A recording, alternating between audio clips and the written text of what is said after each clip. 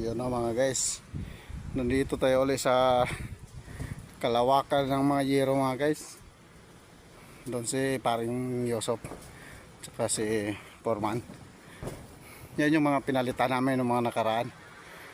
Yan hindi namin na palitan dahil may dumating na tubong hugutin.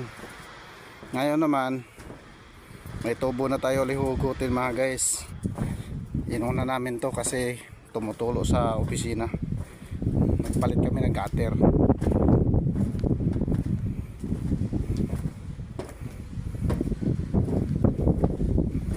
Yan.